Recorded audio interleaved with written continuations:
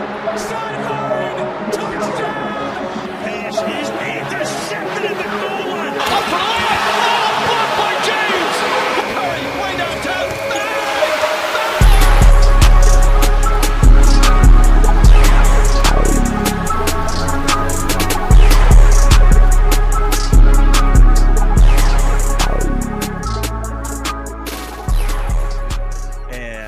Welcome to the 2020 podcast, where hindsight is 2020, but the takes are 10 out of 10.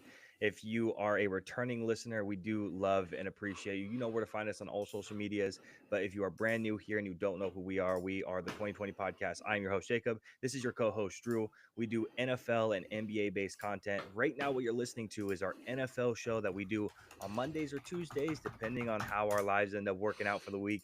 And then our NBA show, we usually go live on Friday nights. If you want to check us out on social media, make sure to look up the 2020 podcast at Spotify, Apple Podcasts, TikTok, YouTube, anywhere you can find us, you're going to find us there at the 2020 podcast.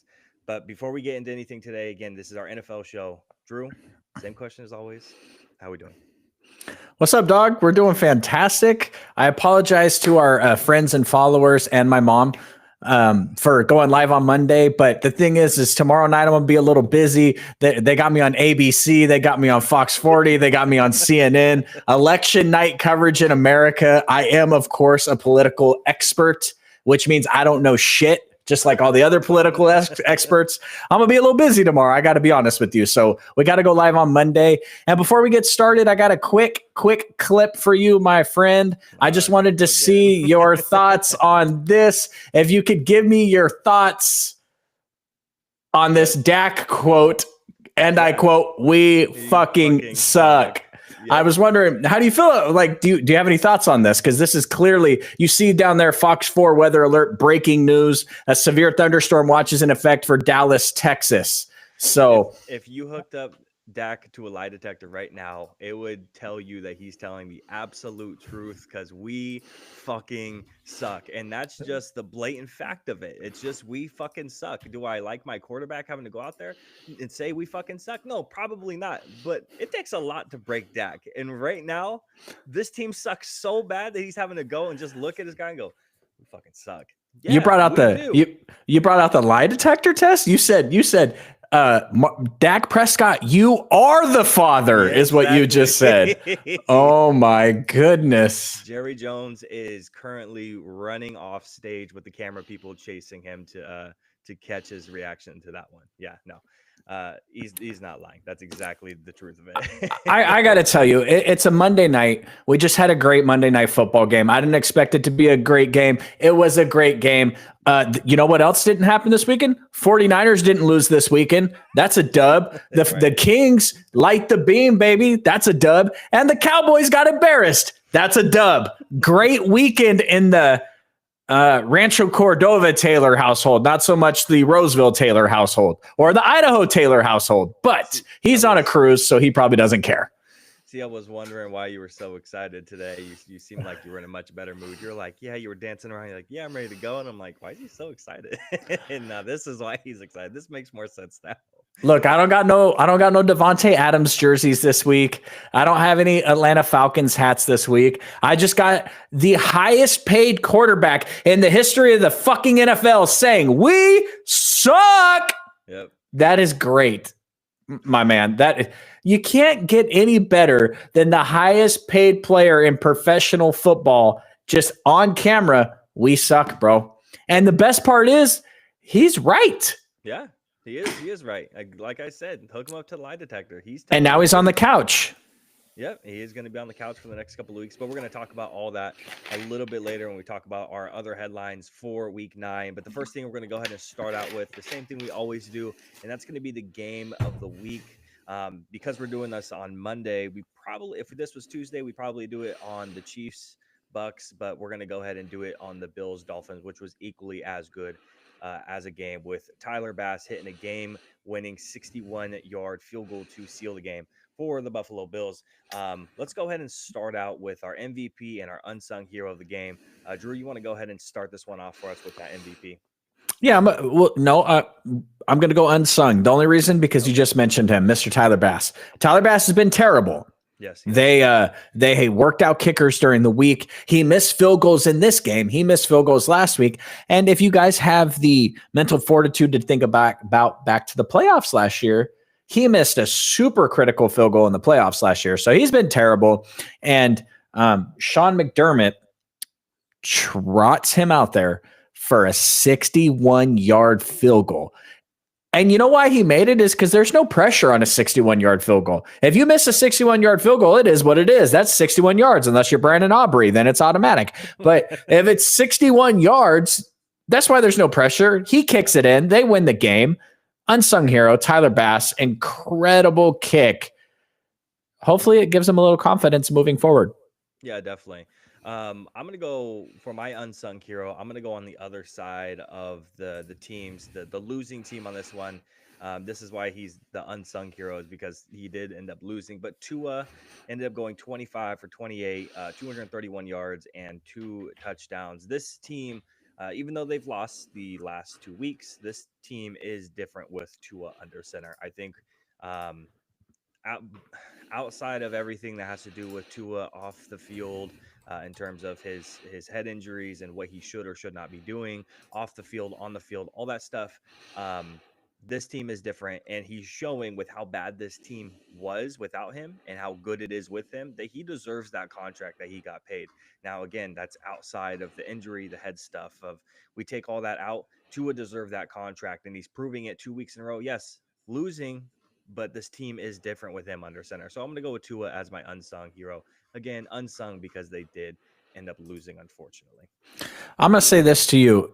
Any week that passes by, any football week that passes by, where we don't have Tua lying on the ground, unconsciously crip walking, that's going to be, he's going to be my unsung hero, because I don't know if he should be back on the field. If it's Drew Taylor and I'm a millionaire, $250 million in my pocket, I'm retiring. I'll take my $100 million and I'll walk. So, but I'm sure he's had long, tough conversations with his team, his personal team, his family, his wife, and he's decided to keep giving it a go. And the whole stadium gave him a standing ovation last week when he slid. That was fantastic. Well, and talk about that for this last week. So shout out to him. Yeah, definitely. MVP, do we have the same person? The guy that went 7 of 9 for 97 yards and 3 touchdowns against the Blitz? Yeah, it definitely is. Okay, good. Because do you know that Josh Allen is a fantastic quarterback, and he will carry a goddamn team to the top no matter how much you believe in the Browns? Josh Allen is him. He is Himothy. Okay? Josh Himothy Allen. Okay? Do you know how many games they've won in a row? How many? Yeah, look at that. Do you know what Sean McDermott's record all time against the Dolphins is? Oh, it has to be really good. I'll give you the wins. Okay. 15. How many times do you think he's lost? 1? 2. 2. Damn. He's 15-2 against... Bro, that 15-2 against a team, that's Diddy domination right there, man. Like, that is just like crazy. Like the Dolphins, when they see the Bills coming down the road, they stock the baby oil, bro. They don't even wait for the Bills to bring it. They already got it stocked up because Josh Allen's come to town. Time to smack us around. Yeah, no, we have the same person for our MVP. We don't have to dive too much. I mean, I think it's anytime we've talked about this time in and time out when it comes to Josh Allen and the Bills, is Josh Allen's going to take the Bills as far as his back can take them. And right now his back seems to be doing perfectly fine. He has to be the MVP. Anytime we have a game of the week like this, he's probably going to be the MVP if they end up winning, which Drew just mentioned, 6 in a row. And so he has to be the MVP. What about the takeaways outside of the Josh Allen and the unsung hero stuff for the Bills? Because they did win. We always start out with the winners. What are your other takeaways for this team, for this game? What did you really see? You know what I saw? I saw the Bills actually not play that well in the first half. And I was like, the Dolphins with Tua are still a legit threat. They've had a ton of injuries this year. I'd say pretty much every single one of their offensive threats one point or another has been hobbled this year. Tua comes back, despite the record, they're still a super big threat. So during that first half, I was like, man, I feel personally connected to the Bills right now because I've, campaigned for them so hard. I don't want them to look like shit. If Josh Allen comes out and throws like 4 interceptions in a playoff game, I know all the heads are coming for me from this. Do you know how many people reached out to me over this weekend and said, hey, tell me you're going to cook them on the podcast about the Cowboys. Tell them you're going to cook them. So I know people listen because they're reaching out to me to find out what I'm going to say to you about the Cowboys. So I know the second the Bills start sucking, the second Josh Allen does something stupid, my phone's going to be like, ding, ding, ding. So in that first half, I was a little nervous because it wasn't looking great. And I looked up the standings. I was like, man, if the Dolphins win this game, what's their path to the playoffs? Can they get there, et cetera, et cetera? I think this is it. I looking at the schedule and a couple other things. And they weren't even playing that well to begin with, even when Tua was healthy before. I don't see a path for them. But the tail end of their schedule is so difficult. It's either you're playing playoff aspiration teams, or you're playing outdoor cold weather teams for like the last 5 to 6 weeks of the game. So it doesn't look good for the Dolphins. And we had this discussion when we were going over our predictions for the AFC that the Dolphins would have a tough road ahead of them, especially at the end. I had them losing 5 or 6 in a row at the end because, again, playoff dominant teams or outdoor cold weather. The mixture is just not going to go well for Miami. It never has gone well for Tua in this team, and it's going to stay that way. For me, when it comes to the Bills and the takeaways, the Bills locked up their 5th straight division title, right? With this one, it's only halfway through the season. They're 7-2.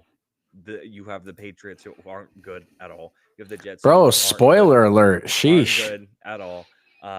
But it's very evident about this last win that, again, 5th straight title. And then the other thing is my one concern with the Bills is going to be the run defense. It definitely needs major improvements, wherever that comes from, whether it's coaching or an addition before the trade deadline, which is tomorrow. Whatever form it comes in, that needs to be the major concern because your number one enemy in the AFC is going to be the Ravens. And the Ravens are a run-heavy, a talented run team.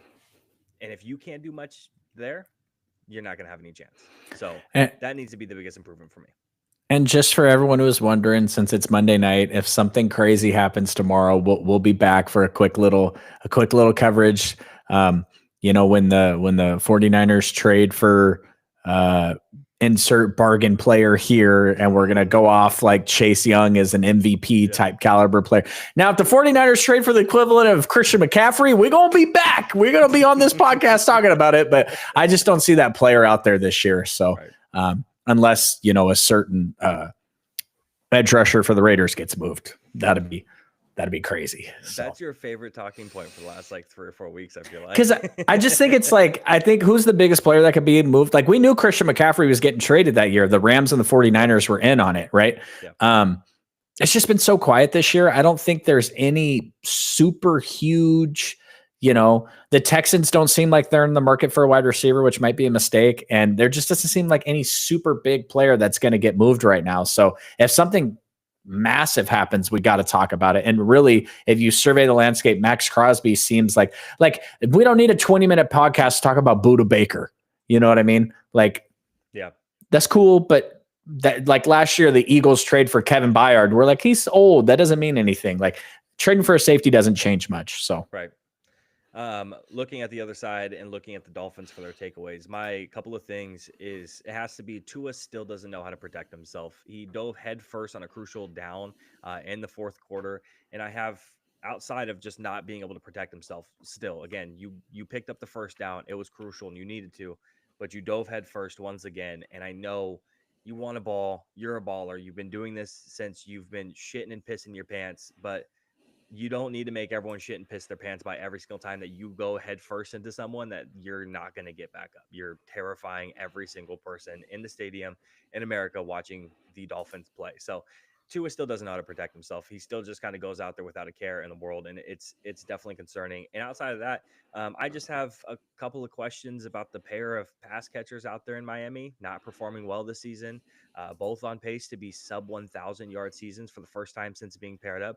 Obviously, talking about Tyreek Hill and Jalen Waddle. So both those guys are paid and they make a lot of money. I just have questions about that. Not playing very well, and again, being on pace for sub 1,000 yard seasons for both of them again for the first time since being paired up. So, just some questions there. I just looked up the stats, not the counting stats because I don't really care about that. But the Buffalo Bills are a bottom 6 run defense PFF, and they're a bottom 5 pass coverage PFF. That's all the more reason why Josh Allen's MVP candidate, baby, 6 in a row.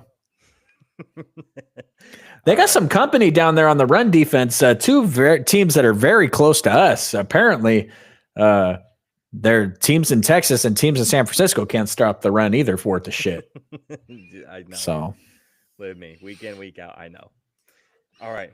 Moving away from the game of the week, we're going to go ahead and hit up our heat check where we check in with the hottest players around the NFL. That's going to be the defensive side, the offensive side, and a special spotlight for the rookies this year. We highlight 3 rookies, 1 offensive player, 1 defensive player a piece. And then we also give small shout outs. We don't go into depth with a lot of the guys, but just a couple of shout outs here and there.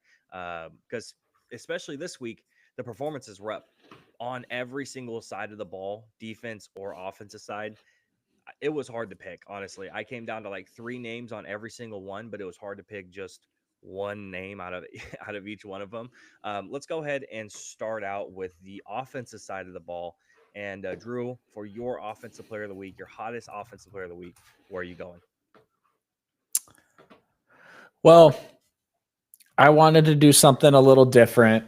Okay. And there was a certain wide receiver for a certain New York Jets team that I wanted to highlight because then I could talk about the team they beat.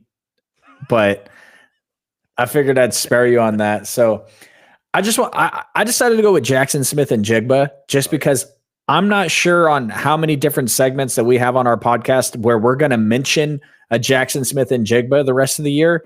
Yeah. I think it's much more likely that if he gets mentioned again on this podcast, it's for a doghouse segment than anything else. Right. But he went nuts, and I don't have good enough glasses on, so I got to grab my piece of paper. But 7 receptions, 180 yards, and 2 touchdowns. I have them written down too.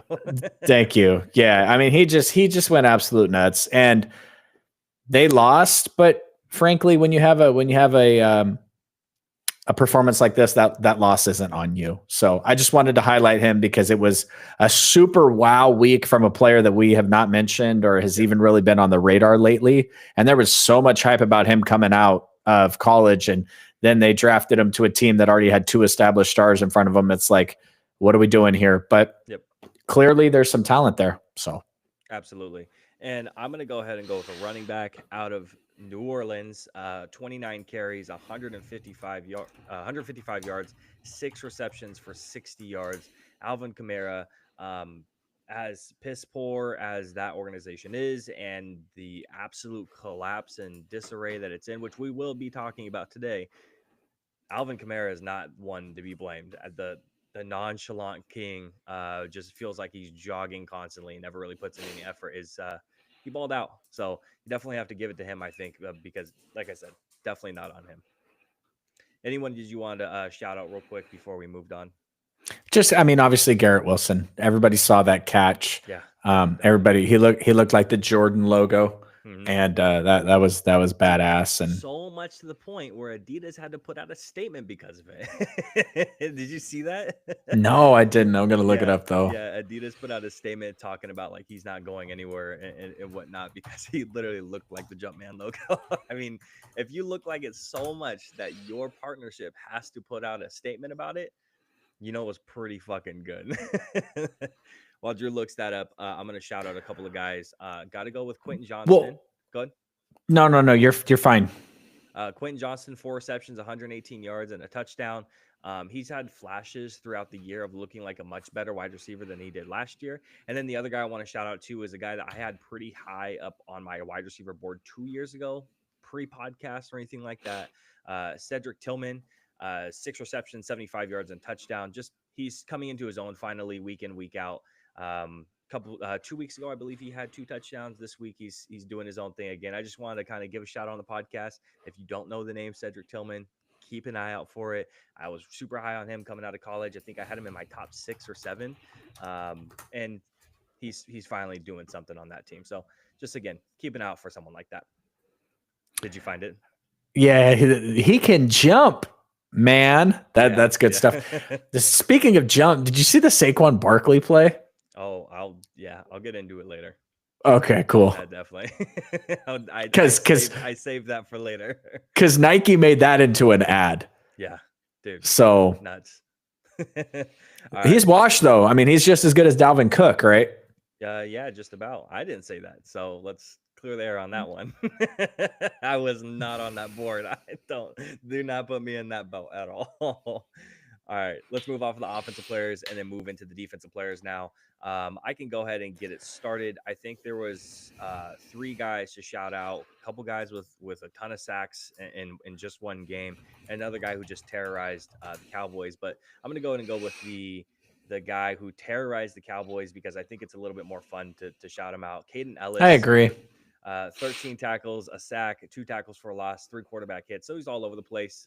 He really showed his dominance. If you watch the game, he was shouted out multiple times by the commentators, the broadcaster. So he played well. So I think it's fun to shout him out. But the other 2 guys, they definitely deserve the award or the spot as well. So Drew, where are you going first? And then if you don't go with either one of those guys, we'll definitely shout out the other one. We can't. I'm okay with just sticking with what you just said. I'm trying to come out here and basically highlight any player that puts it to the Cowboys. But another one. I mean, obviously, what Trey Hendrickson did this week was pretty freaking impressive. Yep. 4 sacks, a pass. 4 sacks, 7 quarterback hits. That's just stupid. Yeah. You know me, I'm a sack guy. I love sacks. You do. I love big sacks. I don't love pressures. I hate pressures. No. Turn those pressures off. I don't want pressures. I love sacks. Yep, sacks and D. There we go. D and sacks. And when the sacks when good D leads to the sacks, I love it. So if you put this on TikTok, I'm quitting. It's okay for the live podcast, but if you make my bitch ass go viral because what I said that when good D leads to the sack, I love it. Listen, everybody knows that good coverage leads to sacks, okay? Good D leads to sacks. It's just a fact of the life. So whatever. Clip me if you want. I don't care. I might have to. Now that you say you don't care. So is that who you're highlighting is Trey Hendrickson? Bro, we got good D sacks on this. We got Diddy domination on this. I am on a roll, and I haven't even started drinking yet. So, yeah, I'm gonna go with Trey. 4 sacks is a stupid. It's like that game Khalil Mack had last year. It's just that's a game changing effort. There's no doubt about it. Yeah, and then Myles Garrett had 3 sacks and a half, so shout out to him. Amani Hooker had 5 tackles, 2 picks, 3 pass deflections, a quarterback hit. So a couple of really good performances, but like I said, Caden for me, Trey for Drew, and then shout out to Myles because he definitely deserves to be up there as well. Before we move off of the defensive players, do you have anyone to shout out, or are you ready to move on to those rookies? Let's go to the rookies. All right, let's go ahead and go there. So why don't you go ahead and get us started off? Start with your first one. Who you going with for one of your top rookie performances? I kind of want to talk about Drake May, just because we haven't got a chance yet, and we can rebrand the podcast, the Jaden Daniels podcast, if we want to, but at some point, it's the Jaden Daniels and Brock Bowers show coming to you live from Sacramento, California, right? Yep. I think we've talked about those guys enough, so I want to talk about Drake May. Not so much the stats, not so much losing to a god awful team in the Titans, but just watching it, his pocket presence, the ability with the feet. Well, one of the things that really captivated me in the lead up to the draft where the 49ers took Trey Lance was every time Trey Lance ran, he had his eyes up and he was looking downfield. And I really thought that he could be successful in the league, because if you're scrambling, looking to pass, as opposed to like a Colin Kaepernick thing where you're just trying to escape and get out of there, Russell Wilson runs in circles behind the line of scrimmage and then hits a 60-yard bomb. And I love that in quarterbacks that are mobile. Yeah, definitely. Lamar, when he goes, he takes off, right? Which is cool too if you could do it like Lamar. But Drake May keeping his eyes up downfield. I thought he played a game that should make Patriots fans excited going forward. Yeah, I am right there with you. You and I both know how much of a Drake May stan I was leading up to the draft and afterwards as well, and how much I enjoyed watching his play. His tape was excellent. I really enjoyed all of it. So seeing him actually being able to play and come into his own is fun. It's just, you and I have already had this conversation. If you watch the podcast, it's unfortunate he's being thrown into the situation as bad as it is right now. But he is making the best as that he can. He went 29-41, 206 yards. Then he had 1 touchdown, 8 carries for 95 yards on top of that. A lot of scrambling around because of how awful that Patriots offensive line is. I'm going to go ahead and I'm going to leave one of these defensive guys for you just in case you want to shout him out.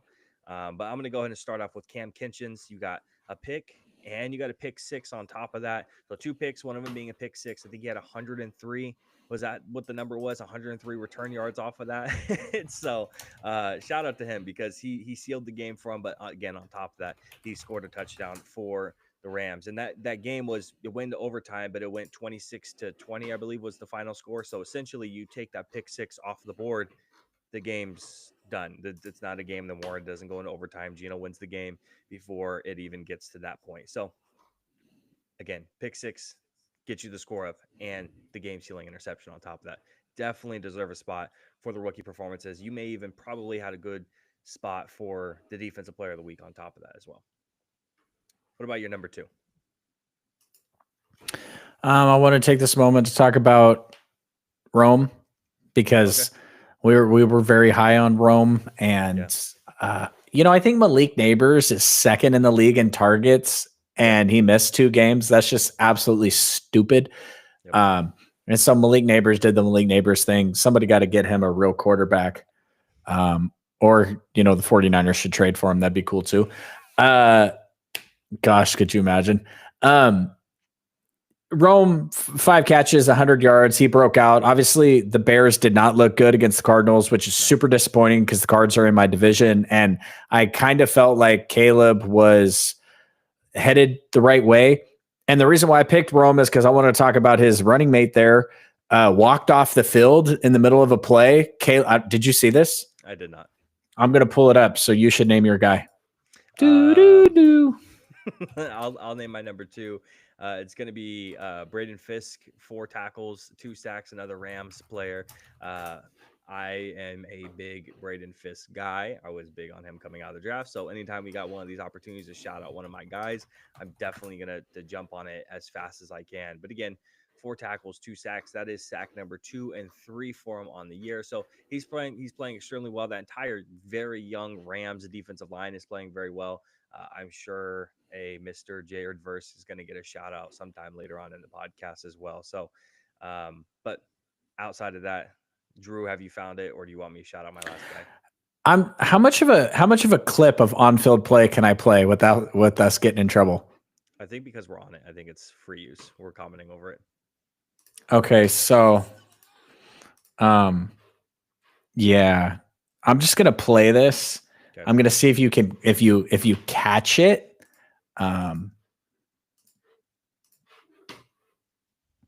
Wants to know what they need from him. Play clock winding down. They get the snap off. Williams trying to line up a receiver, and Williams gets away off the spin move. Williams is still alive. This feels like Jaden Daniels last week. Williams guns it. Incomplete. Looking for Keenan Allen. Wants to know. I don't know if you saw it, but he just walked off the field, and it's when Caleb's on the one sideline, and then Caleb comes all the way back the other sideline, and DJ Moore just walked to the bench and sat down. Like I was just seeing clips too of people breaking down some of DJ Moore stuff. His effort is really coming into question. His speed outs and his end cuts are really, really poor. He doesn't give a fuck. Like and then we're not talking about like the ball's not going his way, George Pickens throwing a fit type shit. Like we're talking about he's the primary receiver. He's doing a speed out and he's supposed to be cutting hard right to the outside. And it just looks like that's not very speedy for a speed out. It's piss poor. It's not good. It's not good route running. His feet he just looks slow. It doesn't even look like he's trying. So there's some questions about DJ Moore this last week, definitely. Well, and then Caleb Williams, there's like 15 seconds left in the game. Caleb Williams kind of took a bump on his knee, and he's limping off the field at the end of the game. And DJ walks like right by him and like he doesn't throw his shoulder, but the dude's limping off the field. You might want to get out of his way. He like bumps into him. And then they ask him, has Matt Eberflus lost this football team? And DJ Moore, team captain, says, I won't say no. Now, we criticized the shit out of them bringing back this head coach and this offensive coordinator. It's kind of a complete joke that they did. Right. But come on, bro. Your rookie quarterback, Caleb's out there busting his ass, like trying to make sense of an offense that's terrible. And you're just going to calling terrible offensive line. Yeah. You just walk off the field in the middle of the play. Like, yep. And now he's having it. Yeah. We'll talk about some of that later. Yeah. I don't even want to get it super deep into it. It's pretty piss poor, and it's really disappointing to see. As I hijack the rookie segment, my fault. Usually is. Yes. All right. What about your next guys? I am hijacker. I mean, I gotta, Brock Bowers did the damn thing. Ray Davis was good again. You know what I'm saying? Like, it's your guy. Your guy did something this week. Who? Defensive end. Recorded his first sack. Bro, but then he jumped off sides and cost them. It was a penalty that damn near cost them the game. I can't go with him. Why not? He also was making the left tackle hold him hella times because of all the shit he was doing. He was forcing penalties as well. Come on, man. You got to give him a shout out for at least getting his first sack. I was thinking about if I was going to bring up Jared Verse or not, but he might be in a segment later on, so I wasn't sure if I wanted to highlight him or not. So yeah, I'll go with Chop. Shout out to him, his first sack. Yep. Yeah, and then that was my last guy, but just one more shout out to Jatavion Sanders. Had himself a decent day too. 4 receptions, 87 yards. He was highly touted coming out of college as well, and he just hasn't had too much of an opportunity on a piss poor team. So it's nice to see him actually doing something, especially with the Panthers winning, and the upset of the week. All right, before we move off of the rookies, you got anything else to touch on? No, I mean, I just, Ray Davis takes a pass out of the backfield, like 70 yards or 60 yards for a touchdown. And then Ladd McConkey takes like a slant.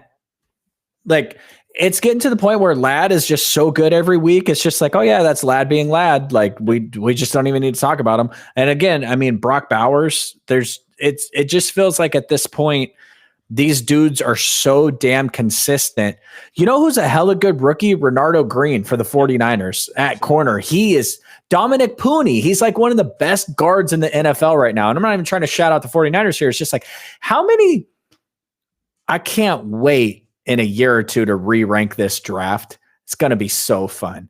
Like, because I follow a Cowboys podcast, just kind of, for fun and entertainment purposes. And do you know what their segment was this week? Oh, no. I don't even want to know if I want to know. They did a mock draft. Oh, 9 weeks in. That's crazy. Yeah. So it feels like there's so many rookies from this class that are just like, okay, this guy's a dude. Brock Bowers is just the second best tight end in the NFL now, right? Yeah. Ray Davis is just a great running back, which the Ray Davis thing is there's a certain running back lighting up the college world right now, runs on a blue field. You know, he has roughly 147 touchdowns, and everybody's talking about him as a top 10 pick. And I'm just like, well, but then you get the bargain basement guy in the 5th round. So there's just so many good rookies this year. Yep. Yeah, absolutely. Well, moving off of the rookies, and we're going to go ahead and move into my favorite segment every single week, and that has to be the dog house of the week. Not everyone can be winners around here. Someone has to be losers, and that is when they go inside of the doghouse. Drew, I'm going to go ahead and kick this one off, and I'm going to go ahead and put Jarrian Jones, who's a rookie. Let's go, Jerry. No. Jarrian Jones inside of who did you think I said? You say Jerry Jones. Jarrian Jones. His ass is still in there. He's been in there all year. Yeah, he hasn't left. Jarrian Jones, who is a rookie, so it's like we're kind of pulling in from the rookie segment, except you're not a winner this week. How do you let Saquon Barkley do one of the sickest, most craziest shit I've ever seen in my entire fucking life on you? He hurdled you backwards, dog. When I saw that shit pop up on my phone, I was like, backwards. I'm like, that's kind of fucking crazy. Why did I not catch that? And I saw it. I'm like, no. I'm like, that's fucking crazy. I'm like, who did that? Oh, that's just my guy who I'm super high on coming out of the draft. Jarrian Jones, who I just shouted out like last week and the week before that as well, for having good rookie performances. And then you let Saquon do again the craziest shit I've ever seen on a football field, a backwards, like a 360 hurdle. That's fucking crazy. You go in the doghouse just for 1 week, just for that. You've been balling all year. You're one of my highest rated corners in the draft. I was super high on you. Just 1 week, you're going in the doghouse for something fucking crazy like that. I was wondering earlier when you were like, yeah, no, we're going to talk about the Saquon thing later. I'm like looking at my rundown. I'm like, when the fuck are we going to talk about Saquon later? Unless, you know, I'm a big fan of the random thoughts segment, although I pre-populate that into every segment we do, my random thoughts. But right. Do you know that there's currently 1, 2, 3, 4, 5, 6, 7, 8, 9 teams that are 2-7 or 2-6? No. Damn. Yeah. So, I mean, not to take this back to the draft or anything crazy like that, but I mean, look at that cluster there. It's like, yeah, you know, and if New England gets it, I don't know about that one right there, but we're getting ahead of ourselves here. But my doghouse, I have a couple things I want to talk about doghouse wise. Okay. You know who's not in the doghouse? Who's that? Christian McCaffrey. He's coming back this week. Shout out to him. He is indeed. Do you know that this is the 4th time in 5 seasons that the Raiders have changed coaches or coordinators in the middle of the season? Well, you did tell me earlier in the year that would the Raiders lead the NFL since like 2015 or 2010 or coaches. Whatever. Coaches. Yeah, you told me that. Here, I have another stat for you. All right. Do you know that Dennis Allen is the first head coach in the Super Bowl era to be fired by 2 teams while having the same starting quarterback? Yep, I did see that. Yep. Isn't that stupid? Yep. Okay, I got another one for you. Did you hear about the history that Derek Carr made this week? Is it losses? Okay, there's a couple of losses that I saw with him. One of them was about most losses per like year through like a career, and then the other which is great. Because the first like 31 teams, he's like he's the first quarterback in the history of the NFL to start in a loss against all 31 teams. Now the other one that 32 is about to come up. The Raiders play him in like week 17, so it's possible. Okay. Also, the most losses as a starting quarterback through 4 seasons, Carr. 5 seasons, Carr. 6 seasons, Carr. 7 seasons, Carr. 8 seasons, Carr. 9 seasons, Carr. 10 seasons, Carr. 11 seasons, Carr. The best part about that is the first 4 years are his brother, David. Yeah. It's not even Derek. Yep. But like, how can you lose so much and still be a starting I can't, you know, they had Taysom Hill. They could have put him at quarterback. That's junk. Jameis Winston got voodooed by Deshaun Watson this past week. Did you see Deshaun Watson on the football field and Jameis Winston's body this last week? Yep. I did. That's not the Jameis I know. So I don't know if the Raiders are in the doghouse. I don't know if the Saints are in the doghouse. I don't know if Dennis Allen is in the doghouse. We did a segment before the season started. I wanted to do a segment on hot seats on coaches. And I mentioned Dennis Allen. He's been fired. I mentioned Antonio Pierce. He probably should have been fired. I mentioned your boy, Mike McCarthy. He might get fired. Maybe not in the middle of the season, but yeah, I mean, I'm gonna have to put Derek Carr in the doghouse. I think that's. I mean, it's just how you've lost to everybody, and it's not just that you lost; it's that you looked so good. Yeah, you look so good, and how do you just? I mean, I know he got hurt, but how do you come out like? I know this year everybody's just curb stomping the Cowboys. That's just what we do for fun in the NFL this year. But they looked so good. I remember watching that game. I was like, oh my God, they're going to be fantastic this season because the Cowboys are a good football team. And now all they've done is lost since then. So yeah, I'm putting Derek Carr in the doghouse. Yeah. All right. Well, let's go ahead and move off of our doghouse and into our power rankings for week 9, our top 10. Before we get into the top 10, though, let's go ahead and name off the people that just missed the cut. I've had the 49ers out of the top 10 for a little while now, and they were on bye week, so it's not really going to change there. The Bucks are still going to miss the cut, obviously losing tonight. Having some tough losses, obviously, with them as a team and them as the wide receivers on the team as well. So a little bit of rough situation there. And then the other team, I know you mentioned that you're going to go ahead and shove them inside of the top 10. I still am not at this point. And that's going to be the Atlanta Falcons, going to be sitting there at the 11th spot for me. So those I don't have teams. Oh, you don't? I don't have the Falcons in this week. Cool. So Falcons just missed the cut for me too. What about you? Same people? Yep. None of those people that you mentioned are in my power rankings. I don't think you're going to be very happy with my power rankings this week, but probably not. It just is what it is. All right. My favorite thing that happens between you and me, besides good D leading to the sack, is that and Diddy domination. Yeah, I love when I text you something and all you text me back is capital letters stop. Like because it's never that I'm so outrageous in what I'm saying that I just need to halt. It's that you understand that I'm being truthful in what I'm saying and you don't want to fucking hear it anymore. You're like, I don't want to hear it. Don't say bad things about my Texans. Don't say bad things about my Vikings. Just stop. Yep. So don't stop me in the middle of the power rankings, okay? Let's just roll them out, and, it is what it is. All right, let's go ahead and start at that number 10 spot where I have the Green Bay Packers sitting at the 10th spot. Where do you have them? Not there? I got the Packers at 9. Okay, well, who's your 10? He's still hurt, man. Jordan Love is still hurt. He's not. Yeah. And the thing is I don't personally know why you bring him out to play this game when he's not 100%. I don't know what the point of that is because you're probably not beating this team when he's not 100%.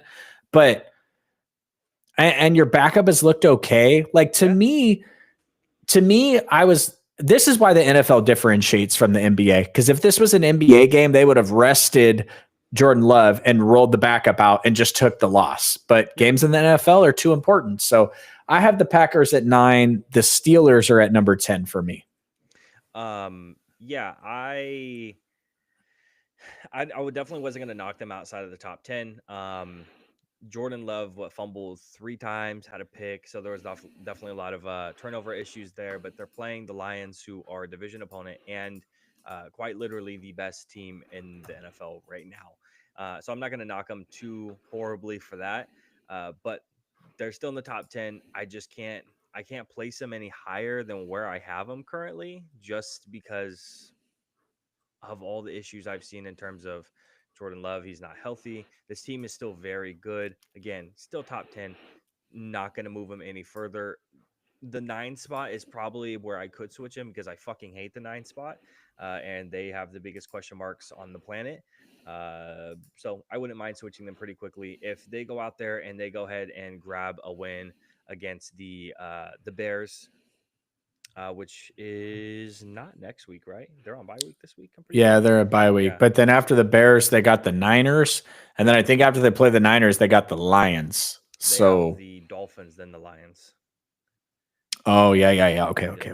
Yep, which is in Green Bay, which is one of those teams we talked about earlier of playoff caliber and cold weather at the same time for Miami. So good luck with that. My number 9 spot is going to be the Philadelphia Eagles. Like I said, I don't like the 9 spot at all, and it's one of those very few teams where I've mentioned I transitioned into being more of a football fan, just especially this year because I can't fucking stand watching the Cowboys week in and week out. But I still hate the Eagles. My hate for them is unconditional, just like Stephen A. Smith's hate for the Cowboys is Fly, unconditional. Eagles, fly on the path to victory. You done? Hey, you remember I was arguing with your dad this offseason. I said, the Commanders are not making the playoffs over the Eagles. Are you stupid? You are stupid. I will bet you Ruth Chris that the Eagles make the playoffs this year. Well, thank God for the Cowboys because the Commanders are raw. And yeah, that's all I got. They've went forward and since I've dropped them outside of the power rankings the last couple of weeks is they've beat the Browns, whoop-de-doo. They beat the Giants, whoop-de-doo. They beat the Bengals. They beat the brakes off them. So that was a good win. And then they almost gave up a lead to the Jacksonville Jaguars. So I'm not putting them any higher than that 9 spot right now, especially since I still have major questions about them. Are they going to go out there and get a win next week? Yeah, probably. But I hope that the Commanders just beat the fucking shit out of them on November 14th on Thursday Night Football. So that's going to be a little bit exciting to watch. You know the game we got this Thursday? No, I don't know. Look it up. Thursday Night Football. Yeah, we got a good one this week. Thursday Night Football. We got a good one this week.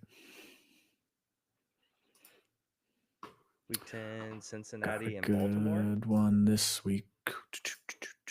That's going to be fun. That would also be the owner, unfortunately.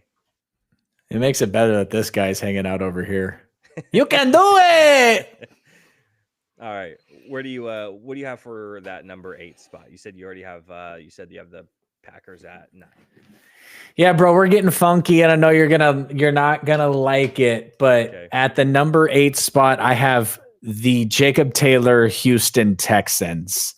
Yeah. They are falling out of the top 10 because they are going to drop another game this week against the Lions. And CJ was really good last year, but he had a host of weapons, right? I'm not sure if you give CJ the Tank Dell, the corpse of John Mechie here, like Joe Mixon. I'm not sure if he does what he did last year, and you trade for Stephon Diggs and all this stuff. And now these guys are hurt. And I don't see them beating the Lions. I'm not sure who they can beat going forward. And I just think it's too much to ask of CJ at this point. That defense has to be a lot better. So do you know what all those weapons did for CJ? What it did for the Texans last year and what it does for at least the beginning of the year? Is it hides the fact of how bad that fucking offensive line is. Those weapons get open early. CJ doesn't have to worry about doing a whole bunch, right? CJ could do 3-step drop and he knows where he's supposed to be throwing the ball. I agree with you. I like Tank Dell, John Mechie, fucking Robert Woods. Like those are solid, like number 3 guys. Tank's a 2. I can mess with that. But you have your 1 out and then your other guy who's a 1 as well. He goes ahead and he's out for the entire year. So that offensive line is awful. And now we're seeing how bad the offensive line actually is. And that's what those weapons did. They hid that problem. And now that you don't have those weapons anymore, it's not hiding the problem. The problem is wide open. It's in your face. And they're getting exposed because of it. And it's It's disappointing. I don't have the Texans too far off of this.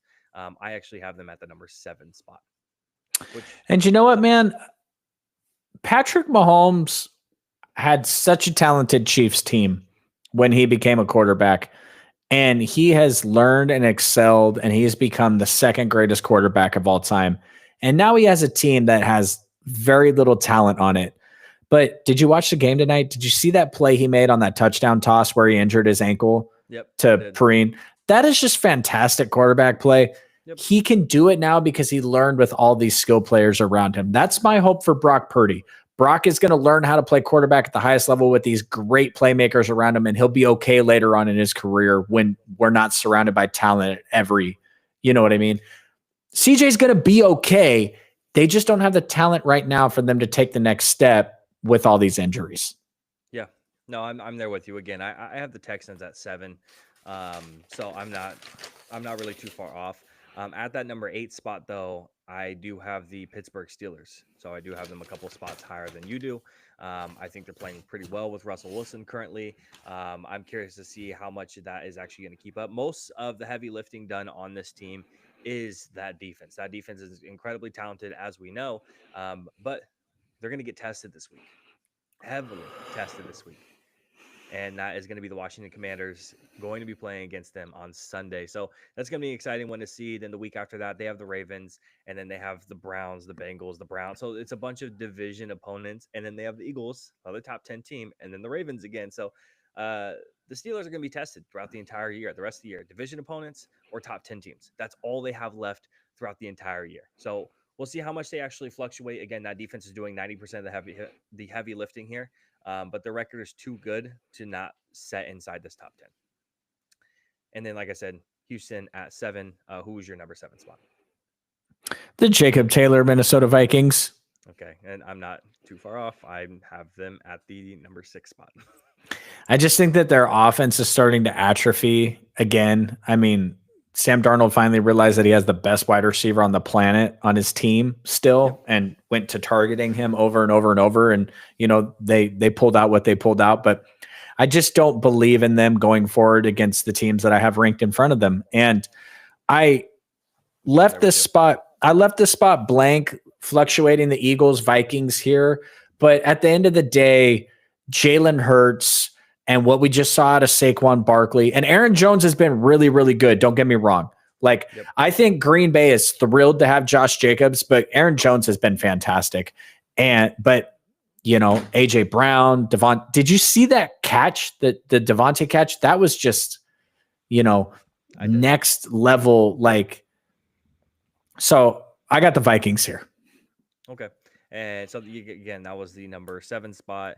For me, my number 6 spot is those Minnesota Vikings. I'm kind of right there with you. Now we're at the point where I have 5 teams in front of them, and I like every single one of those 5 teams more than the Minnesota Vikings. Obviously, we know what the defense is. We know what they can do. If Sam Darnold can take care of the ball, feed it to his best players, Aaron Jones keep playing like how he's playing, the losing the Christian Darrisaw thing just fucking hurts, and it's brutal.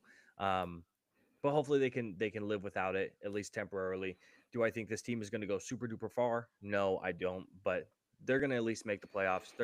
I think they could probably win a wild card game, but that's probably as far as they're probably going to go. And honestly, making the playoffs for them is a gigantic ass W. And frankly, Sam Darnold kind of faltering down the stretch for them is a gigantic ass W also, because you don't have to block JJ next year. You could just move on with JJ. You and me talked about earlier in the year. What the hell? If Sam Darnold's an MVP candidate next year, this year, what do they do? They're not going to have to worry about that. So pick up the wins where you can, get to the playoffs. That's great. That you know, it is what it is. Yeah. No, I'm right there with you. So that was my number 6. Who was yours? Oh, I got the Eagles at 6. Philadelphia Eagles. Okay, cool. So we're in lockstep here. The numbers are kind of jumbled here, but our 6 through 10 are the same teams at least. Your number 5? I'm guessing we got the same one. Did we? No. I don't know. Did you put the Commanders higher than 5? I did. Oh my God, bro. What the hell? Yeah. And The Washington Commanders are the fifth team to me, just because I think the Ravens take them to the woodshed. I think the Bills take them to the woodshed. I love Jaden. Yeah. He's just not ready for the moment yet. Yeah. So I have Buffalo at 5. you fucking prick. Where the fuck are the Browns? I think they're at like 10-ish.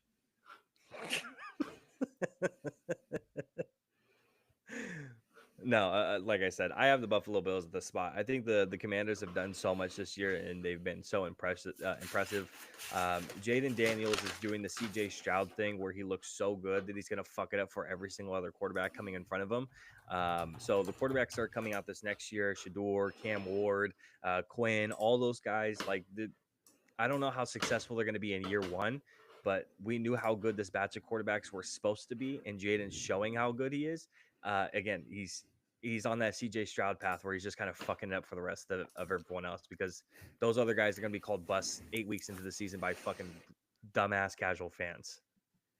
But again, that's my number 4 spot. 5 spot is the Buffalo Bills, but I just like the teams in front of them. That's where I sit. I did that thing where I looked at the chat. So if you just don't mind for 1 second, I'm just gonna just for a couple seconds. Okay. Okay. So you put the Commanders at The 4 and you put the Bills at 5. So the Bills and Commanders play tomorrow. The Commanders are beating the Bills. Yeah, I would say. That's okay. Fine. You can disagree. No, I'm looking at this crazy shit that happened over here. There was a car accident outside. That's what I was talking about, not what you're talking about. I don't see what the issue is there. The Bills' run defense and their pass defense is also is awful. Jaden's been great. Brian Robinson's been great. Like, these guys have been performing well, and now they're reaching out to the Broncos for Courtland Sutton. Did they get another weapon out there like that? I'm still sold. I'm right there. I think Washington's secondary is still pretty weak. You're starting like one of the lightest cornerbacks out there. Damn. And I'm not a super big believer in that, but I think the rest of their front seven is solid. We're not going to agree on anything. At number 4, I mean, I got the Commanders at 5. You got the Bills at 5. You got the Commanders at 4. I got the Ravens at 4. I have the Ravens. So, and that's because Josh Allen is, that comment in the YouTube chat talking about Sabonis? Yeah. That's Josh Allen. Okay. So I already said too much stuff. Hold on. This makes sense though, right? Because if the Texans were doing just as well, I'd have them at like number 2. Like, with like no fucking problems, because just how much I believe in them. You believed in the Bills like more than I did. It makes sense for you to have them higher than I do right now. It makes sense on why this order happens. But the problem is I already know that I want to punch you over who you're putting at 1. So all this other shit's just making me want to punch you even more. One hasn't all right. for me for 2 weeks. I got the Ravens at 4. Yep. I got the Bills at 3. Yep. I got the Lions at 2. And I have the undefeated, say it for the people in the back, undefeated, Super Bowl defending Kansas City Chiefs as the best team in the NFL. Although, did you see the weather in the Lions game? In the Lions game? Yeah. No, I didn't catch all of the Lions game though. You didn't see the weather? No. Let's just say it was rainy and it was wet and it was terrible. And Josh Allen completed 87% of his passes or some dumb shit for a touchdown, 145 yards. And then the Detroit Lions said, Go. Did I say Josh Allen? Yeah, he did. That was Jared Goff. Jared Goff. There you go. Jared Goff was great. Just as good. But then Detroit decided, they said, we got this dude back here. His name's Jahmyr Gibbs. We got this dude back here. His name's David Montgomery. And they just Sonic and Knuckles. Yeah, feed it. And the Chiefs can beat the Lions. Yeah, absolutely they can. I don't think the Bills. I don't think the Bills can beat the Lions, because the Lions are going to run that shit down the Bills' throat. Yep. No, I don't think there's I don't think there's a team in the NFC that could beat the Lions. No, just for clarification, Bills at 5 for me, Washington at 4, Baltimore at 3, Kansas City at 2, and Detroit at 1.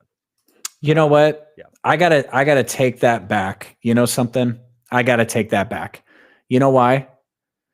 Because Tampa Baltimore Bay would beat the shit out of the Bills.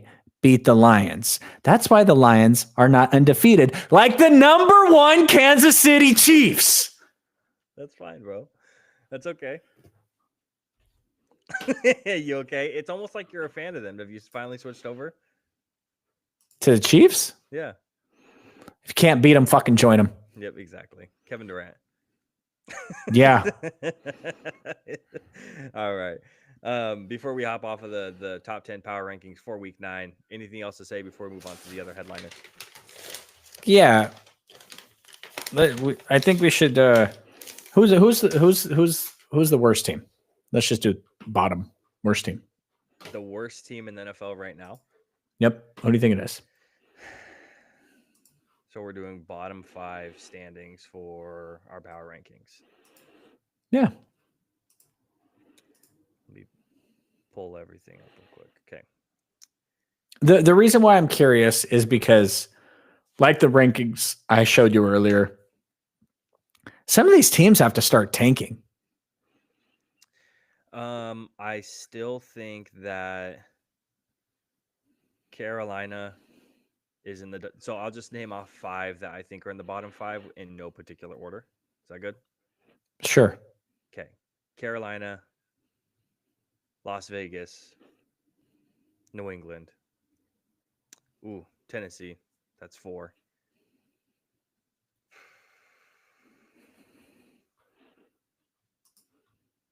And now it comes down to Cleveland, Miami. I think Cleveland has other talent on the team. New York has a good defense. I don't know what the fuck is going on with Jacksonville. Jacksonville has It's going on with New Orleans either. And Jacksonville has a quarterback, right? A just paid quarterback. And the Patriots have Drake May, right? The teams that are slotted at the first and second pick right now. Obviously, things are going to change the rest of the season, but it's just like, and also, are the Panthers drafting a QB? Because if they are, then Bryce has to be on the move tomorrow, right? You would think so. For his sake, yeah. You ready? I was hoping you were going to mention the Browns in the bottom 5. That's why I asked you that. Yeah, I figured. All right, let's go ahead and move on to the other headliners for week 9. And I think we have 3 today. And the first one we're going to go ahead and go over is going to be the New Orleans Saints. The collapse of them, of what's happened this season, starting off 2-0, beating 2 teams by 140 million points, and then nothing. Now, the season is essentially over for the New Orleans Saints after they've lost their 7th straight game to one of the worst teams, if not the worst team in the league. Where the Saints, they outgained the Panthers by 150 yards. They ran for 150 yards, and they won the turnover battle. Over the last 20 years, teams have gone 275-0 with that formula. It is now 275-1. Now the New Orleans Saints have seemingly taken the crown for being one of the worst teams in the league. Sure, there's plenty of games left that on the Saints schedule, and they, could hypothetically go on a run here, and they couldn't mathematically get back into it, but not this team. This team is broken, it's fractured, and we saw it this Sunday. And all we have to do is look at the captain on the defense at Cam Jordan going after the game, immediately logging on to Twitter, X, Elon's app, as Drew likes to say, and quote, "We just lost to the Panthers. I love y'all, New Orleans. Truly had higher expectations and the best hopes for us. Y'all deserve better." And then their defensive tackle also went out and started going fucking crazy on Twitter and X as well. So not great looks from the players immediately hopping on Twitter and X, which, didn't even mention Trayvon Diggs a couple of weeks ago doing that as well. But now looking at it, Dennis Allen is not the coach for the New Orleans Saints anymore. As of today, Monday, November 4th, it is a move that many got the sense that has been a long time coming. Drew mentioned Dennis Allen on the coaching hot seat in the offseason. He went 18-25 without a playoff appearance since taking over in 2022 after Sean Payton, who is, of course, the most successful coach in Saints history. The Saints now have named special teams coordinator Darren Rizzi to be the club's interim head coach for the final 8 games of what is trending to be the 4th straight season without a playoff berth for New Orleans, who are currently again sitting at 2-7. They have a higher chance to grab the number 1 overall pick at 4.1% than actually making the playoffs at 0.5%. They're one of 9 teams with 2 wins and have 38% chance to pick in the top 5.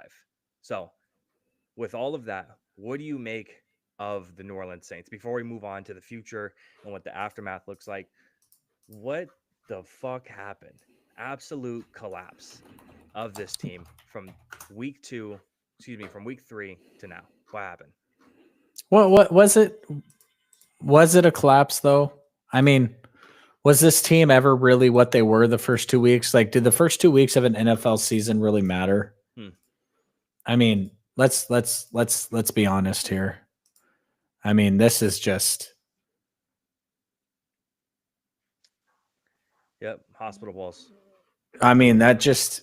You can look up compilations of Derek Carr throwing hospital balls to Chris Olave, or was that Jimmy Garoppolo? I don't know if that was him back there. Oh, Jimmy, yeah, brother, Jimmy Garoppolo trying to kill George Kittle, Devontae Adams. Jimmy Garoppolo probably should be in like Guantanamo Bay or something because of he's just trying to murder people out here on live television, Jimmy Garoppolo. So yeah, I don't think the Saints were ever really that good, man. I think their head coach sucks. I think that the first couple of weeks of the season, after not running any motion last year, they were an NFL low in motion offense. They came out and they did a bunch of tricky shit, and it caught a lot of teams. Caught 2 teams off guard. But then once you get film on this stuff, you start to figure it out, and the team is not all together that talented. You know, Derek Carr got ran out of Las Vegas. Alvin Kamara was nice, but he can only do so much. And Chris Olave is like in that Drake London category right now, where we're like Garrett Wilson last year, where we're like, is this guy good? He's been good. Is he great? Like, what is he? What's the next step? Exactly. Yep. And I think one of the biggest questions right now is obviously, Derek Carr, we see who he is and what he is. They've gotten a 3-game look at their rookie quarterback and Spencer Rattler, an up and down performance. Derek Carr is under contract for next season, which means they are most likely sticking with Derek Carr. And when they made their extension with Derek Carr to move around their money, which is all the Saints do year in, year out, but when they made their extension with Derek Carr and they pushed around money, we knew that they were going to be stuck with them for this year and next year at the very least. And if they wanted to look at any other options at quarterback, they also have Jake Haener, which they've gotten a little bit of looks at here and there throughout the season as well, outside of Spencer Rattler. Carr is due at least $10 million next year because of the guaranteed roster bonus, and has $30 million of his base salary in 2025 guaranteed for injury. That amount becomes fully guaranteed on the 3rd day of the 2025 league year. And Dennis Allen was the driving force behind signing Derek Carr in 2023, but moving on from him won't be easy if that's what the Saints choose what to do. And again, signing him as in like the extension, and being locked up with them for the next at least 2 years. $51 million cap hit. Who wants this job, Drew? Is this even enticing for any head coach out there? We know who the big players are for the head coach for next year, right? Bobby Slowick, Todd Monken, Ben Johnson, Aaron Glenn. Like, these guys are candidates for head coaches next year. Do any of these guys want this mid-tier roster, this mid-tier position with no money and no way to rebuild, and an ownership that wants to win now? And I saw you laughing over there. Because Michael Thomas, he said he is ass On my granny. On my granny. I don't know why that is so funny to me. I don't know why he is ass on my granny. Like, I mean, he just murdered Carr, which is cool, but he said he is ass on my granny. No, you know, when there's only 32 jobs in an entire profession, Yeah. you know who would take the Saints job? This dude, he coaches in Colorado right now. Prime would take it. He would. Yeah. You know he would. Why not? They suck. He's going to draft Shador. Oh, yeah, that's a good point. I mean, he would take that job. That would be a huge mistake. But you know who was an interim head coach? Jeff Saturday. He was an idiot. Didn't know what he was doing. That's you true. know? And if the Raiders can hire a professional pom-pom guy as their head coach, like, you know what I'm saying? I'm just saying, like, there's 32 head coaching jobs in the NFL, and there's always people like, who in their right mind, I'm going to spoil a segment here. I love to do this. Who in their right mind thought that after his absolute collapse in Atlanta, Dan Quinn was going to be a good coach this year? His defense gets run over every single time he plays the zone spread offense. Yep. His defense looks like shit. Yep. And now Dan Quinn is front runner for you know what. Yep. It's just, what award. you know, maybe I think it's highly likely that Mike Zimmer is going to be looking for a job in the offseason. He would probably take the head coaching job. That dude's fucking awful. Mike McCarthy might be looking for a job in the offseason. Do you think Jerry even knows how to fire anyone? I don't think he has to fire him. He doesn't have his contract is up. Oh yeah, that's a good point. Mike McCarthy's a lame duck coach. You never see that in the NFL. I thought, honestly, they were going to go this whole season with lame duck quarterback, lame duck. And let me ask you this. How long before Jerry Lance, you know where I'm going with this. How long before he forces Mike to put Trey Lance in? Not long. Does Cooper get an entire game? Yeah. He gets an entire game. Okay. Yeah, I think he does. But there's already whispers about it, like immediately, like today. I mean, because we've already seen Cooper. You know, we know what he's about. 5-1 and in the regular season, the whole 9. Yeah, we know what he is. But But was when the defense was elite and there was a run game and there was a million weapons around him. So a little bit of a different situation. Just to answer your question, there will be takers for this job. It just is what it is. Robert Saleh, you know what I'm saying? Like there's always going to be people out there that are looking for, you know, I bet you John Gruden would take the job. Yeah. You know who wouldn't take the job? You're not getting Brian Flores, right? He's probably going to be a head coach this year. You're not getting Ben Johnson. Right. So yeah, I'm with you. The Saints are just so irrelevant. It's just like, bro, like Drew Brees and Sean Payton was like 10 years ago. Like they have not done anything worth our time since. Yep. No, I'm with you.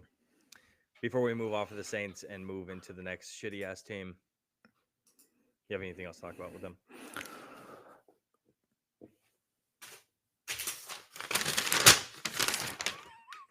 All right, he's in a bit. There we go. All right, go ahead.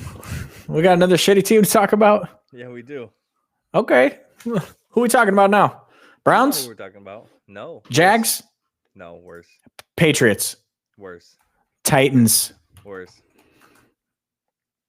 That's all the shitty teams in the NFL, bro. Oh, I don't know. I'm kind of wearing their gear right now. The Idaho Blues? Yeah. Yeah. After Dak is now officially going to be out for the next couple of weeks, the Cowboy season is finally over. We can put a nail in the coffin and call it done. For me, as a pessimistic fan, if you're watching the video right now and you're hoping for some type of clarity or some type of hope for the 2024-2025 season, you are not going to find it right here. I am not that type of fan. When you go from a team that loses to Green Bay in the fashion that it did last year in such disappointing, gut-wrenching fashion.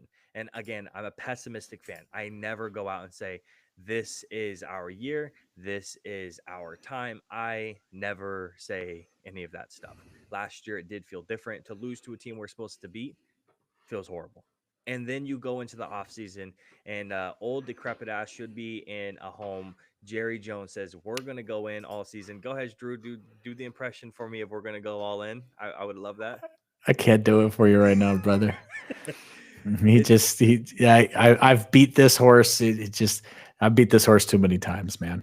He says we're going to go all in. We don't do anything except for sign Eric Kendricks, who's been up and down, disappears on certain performances. He's just kind of there, kind of not there. We have a horrible left tackle that I did not want to draft coming out of the NFL draft this year. Drew asked me, who do you not want to draft? Who's the last guy that you don't want right here? And I said Tyler Guyton. Sure as shit, who the fuck did we pick? Tyler Guyton. And who's one of the worst left tackles in the league?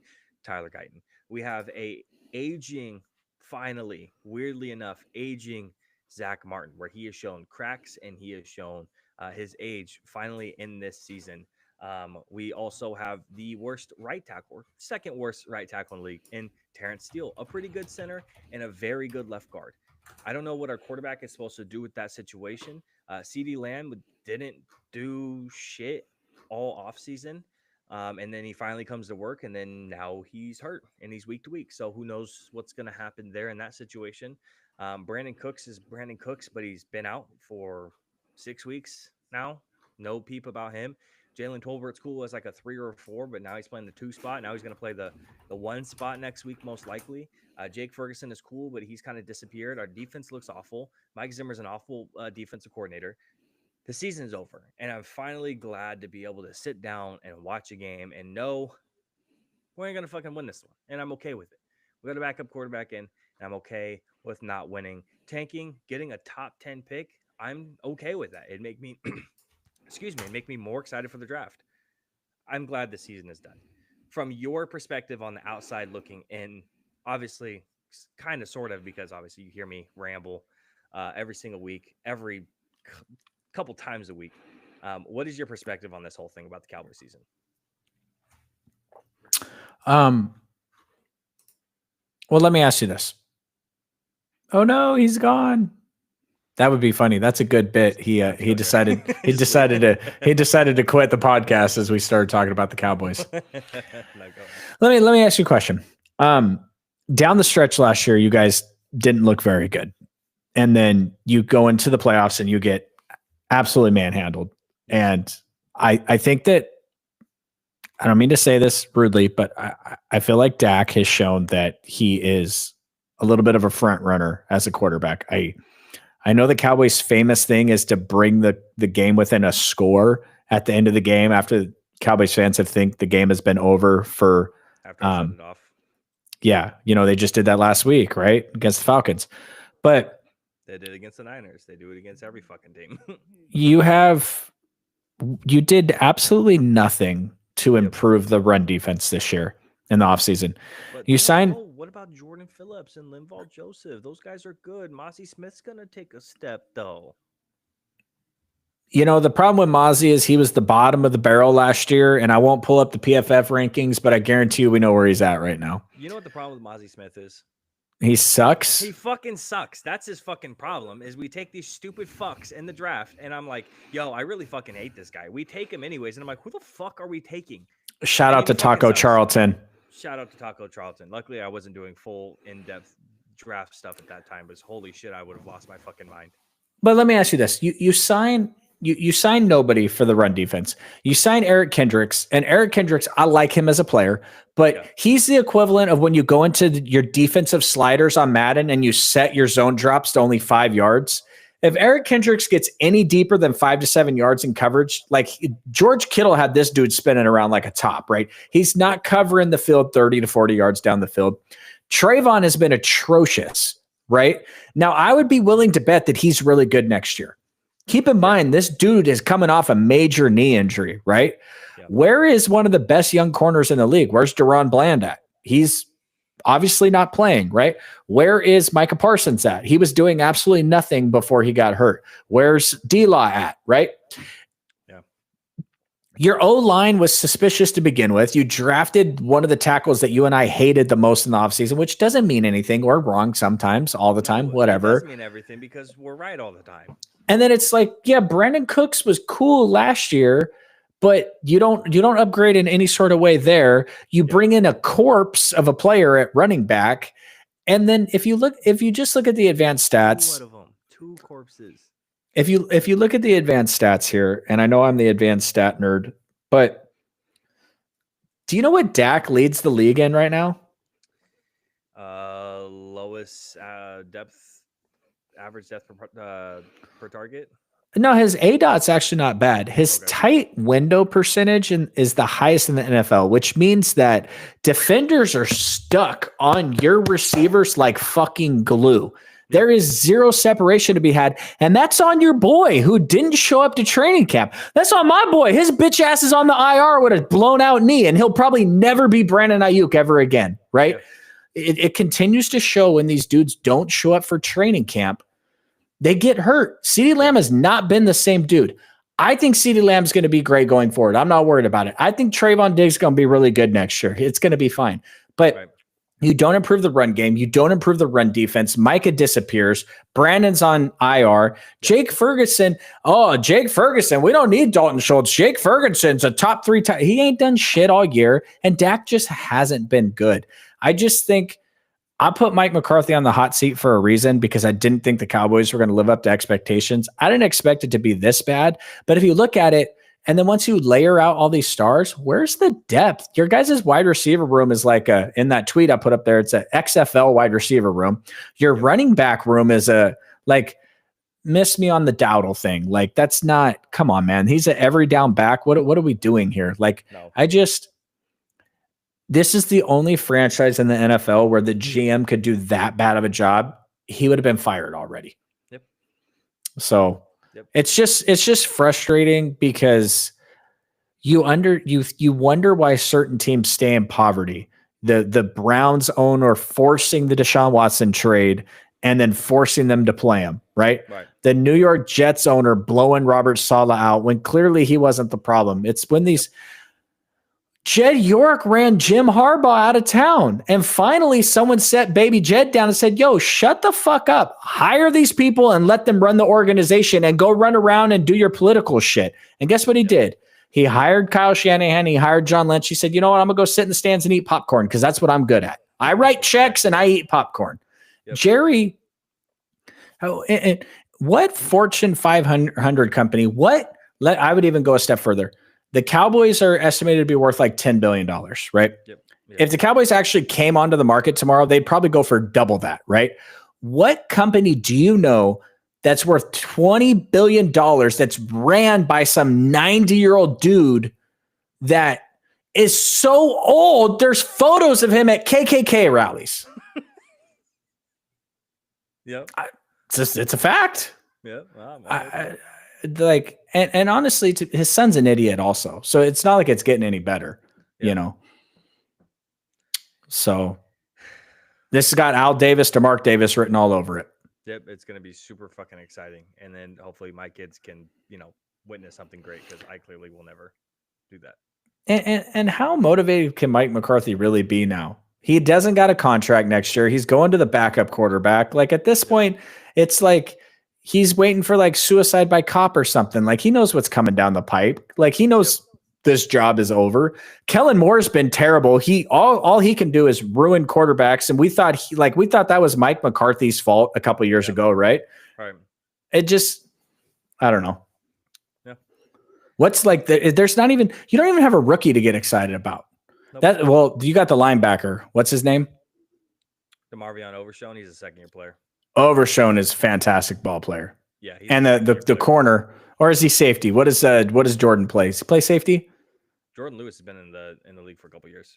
He's exciting though. He's balling out. I mean, I don't even know if you could call him a safety or a corner. He's just a football player. Yeah, he's played nickel since he's gotten in the league. I mean, dude, he's been in the league since Dez was a rookie. Oh, has he really? Yeah, he's old, bro. Oh, well, that's not too exciting for you guys then. Nope. Yeah, no, we went Guyton, then we went Nealon, then we went BB, I believe. BB's good. Yeah, BB's good. BB's exciting. I like Nealon coming out. I thought maybe it was a tad early, but he's been hurt on his. He had one full starting game, and then he got hurt. Um, yeah, and then Caitlin Carson's been okay, but he's been kind of burnt to Chris. But I believe personally that Caitlin Carson is he's a slot corner. I don't think he's an outside corner. Well, as soon as I watched his tape, I immediately said, this dude's a slot corner. He's not a fucking outside corner, not even close to it. He plays like a slot corner. When he plays inside, he plays a lot better than playing outside. He had a game, I believe, against Keon Coleman when he went up against him in college. He played a lot better in the slot than he went on the outside. He shaded him the entire game. So I think we're misusing him there. So there's a couple of players out there that are decent, but first round pick is fucking awful. Second round pick is hurt. Third round pick is cool, but it's a center. How exciting can you get over that? But he's still good. And speaking of Mr. Keon Coleman, he had a pass clang off his hands this week that led to a Josh Allen interception, which is frustrating because he only had one so far this season. So, yep. All right, let's go ahead and move off of my therapy talk and move into the mid-season awards. And so we have 9 weeks played now officially. This is going to be the awards for if the season ended today, who would win these awards right now? Where do you want to start? You want to start off with the coach? Then yeah, let's go easy. Let's go easy to last to first. Okay, so coach of the year. You kind of already mentioned who you want to go ahead and put up there. I put 2 in there because I want to just recognize the guy. He's been in the league for a couple of years now, but I want to put him in there because I think he deserves some recognition what he's doing with that team. So you're going with Dan Quinn? I'll go with the Dan either way. I'll pick a Dan. My other guy is Dan Campbell. So yeah, if you pick a Dan, if you want to pick a Dan, I'll pick a Dan. Listen, breaking news: Dan is coach of the year. Okay, exactly. Fill in the last name however you want. I'm good either way. Exactly. Yep, I'm right there with you. Yeah, I think that one's pretty simple. Obviously, what Dan Quinn has done with the team up to this point, with Washington being the in first place for the division, is kind of point blank obvious. And what Dan Campbell is doing with the Lions is they're the best team in the league.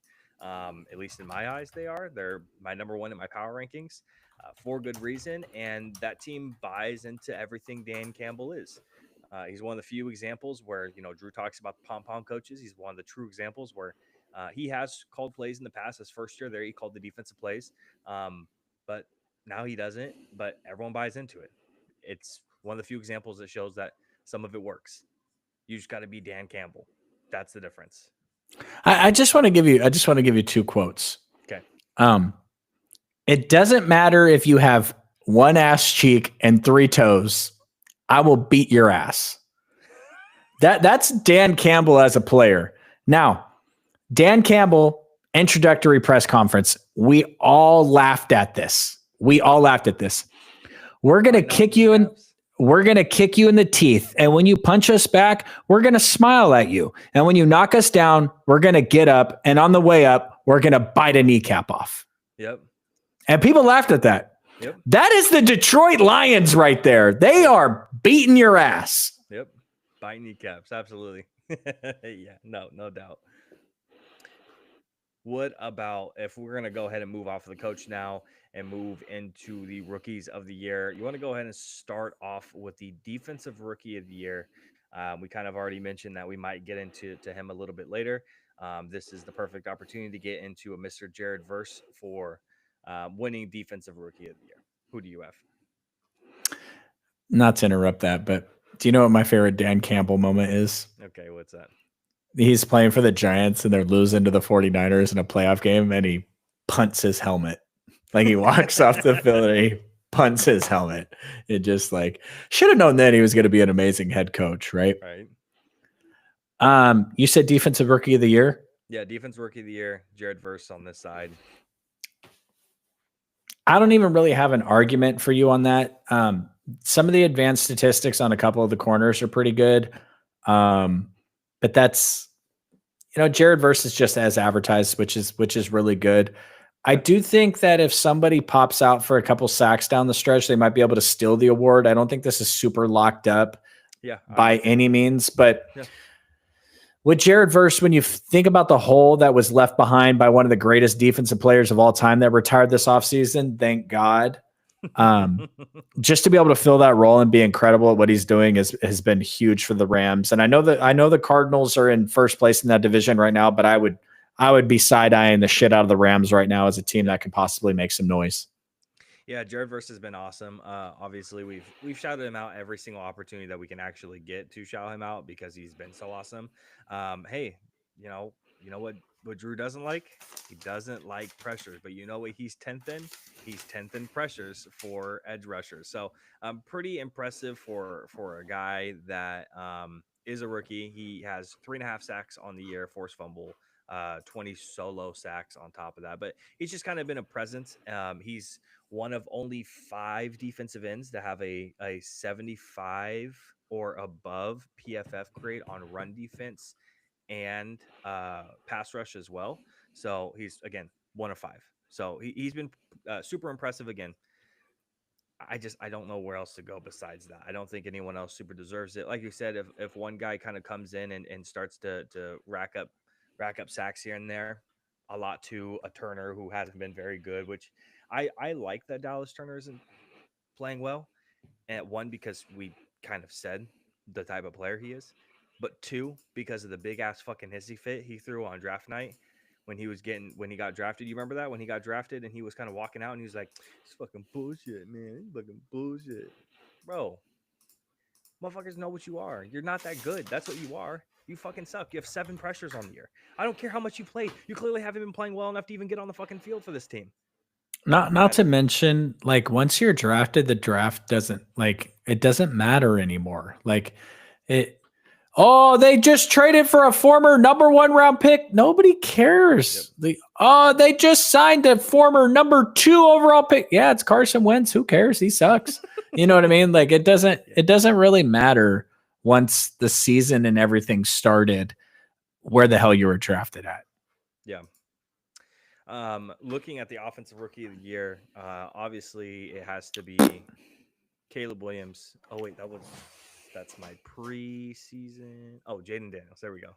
Jaden Daniels, offensive rookie of the year. Who? Jaden Daniels for offensive rookie of the year. Guy. Your guy. Yeah. My guy. I'm not gonna say no. Absolutely. Okay, would you say, in all the things that we talked about in the lead up to the offseason and all the shit we discussed, if we were grading each other, who's winning? I don't know. I'm pretty good with all the offensive lineman stuff and defensive lineman stuff. No, I'm not even talking about the draft shit. I'm just talking about projecting the season, talking about the hot seat stuff, talking about the power rankings. I mean, I got the Bills are just making me look like a genius. Jaden Daniels making me look like a genius.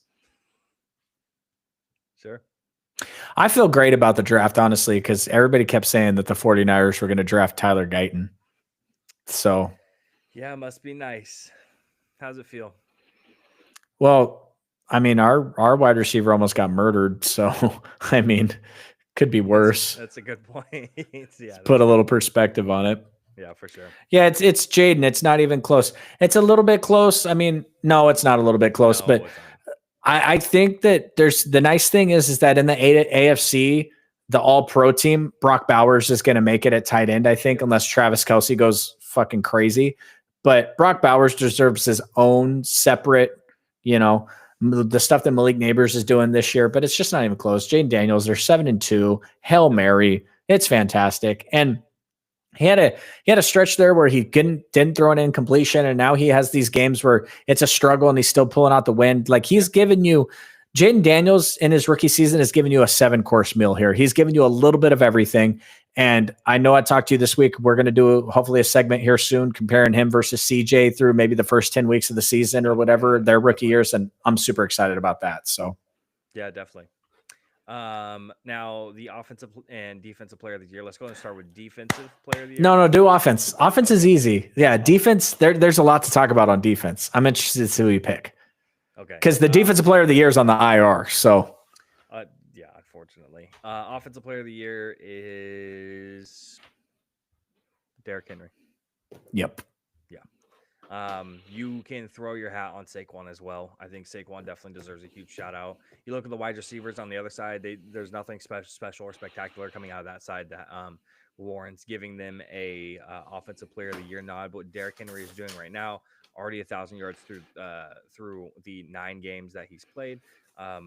What he's done to transform that team, both Lamar and Derrick Henry being inside the top 10 for rushing, it's just it's great. We're chugging, and I think Derrick Henry. I don't even want to talk about Derrick Henry anymore. I think that honestly, this could be a quarterback though. I think the MVP race is right now pretty solidly between 2 players, and I think you could just hand Offensive Player of the Year to the guy that doesn't win it. Yep. But for right now, considering you and me might have different picks for MVP, we could stay here at Derrick Henry because he's just. I mean, yeah, he looks like he's in his prime, man. Like it just. When you factor in the fact that the Cowboys don't even bring him in for a visit, and then all the shit that Jerry Jones said this offseason about him, it's just like it's so bad. Again, I've said it once, I'll say it again. 31 other teams did not sign Derrick Henry. Only one team bragged about not signing Derrick Henry.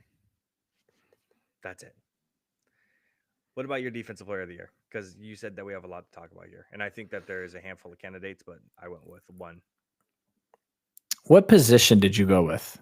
Interior defensive lineman. Okay, I went with a defensive back. Leads the league in interceptions currently.